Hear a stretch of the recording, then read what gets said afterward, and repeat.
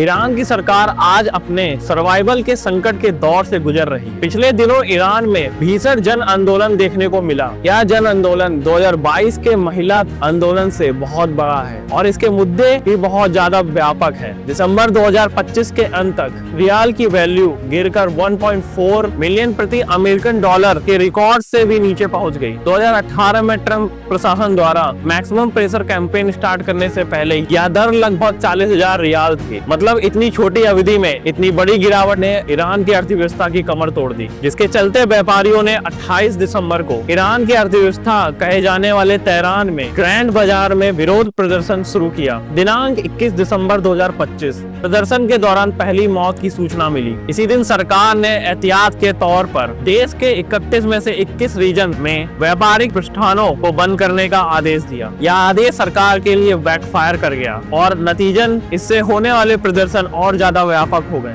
दिन 1 जनवरी 2026 विरोध प्रदर्शन ग्रामीण और कम आबादी वाले क्षेत्रों में फैल गए, जहां सुरक्षा बलों ने सीधे गोलीबारी की। तो दिसंबर को सही मौका देखकर अमेरिका भी प्रदर्शन में उतर आया और लोकतंत्र के झंडा बरदार की पुरानी भूमिका में आते हुए ईरान की सरकार को चेतावनी दी गई कि अगर वहां के लोगों का दमन किया गया तो उनकी सुरक्षा के लिए अमेरिका खुद आएगा। दिन 3 जनवरी 2026 सर्वोच्च नेता आयतुल्लाह अली खमैनी ने प्रदर्शनकारियों को दंगई करार दिया। इसी दिन सुरक्षा बलों की कार्रवाई में कम से कम 11 लोग मारे गए। इसके बाद विरोध और हिंसात्मक होते गए, जिसमें एक अधिकारी की हत्या भी हुई और कई जगहों पे नेशनल फ्लैग फाड़ने की घटनाएं भी सामने आई। अब इसमें ईरान के निष्कासित शासक राजा शाह पहलवी भी शामिल हो गए। अब यहाँ से सारा मामला और ज्यादा कॉम्प्लेक्स होता नजर आ रहा। ये वही पहलवी है जिन पर अमेरिका का पपेट होने का आरोप है। ऐसे में जनता की स्थिति पेंडुलम होती नजर आती है, जो कभी कट्टर इस्लामी शासन की ओर भागती हुई नजर आती है तो कभी इससे परेशान होकर वेस्टर्न एजेंट कहे जाने वाले राजा की ओर। लेकिन सवाल यह उठता है कि जो जनता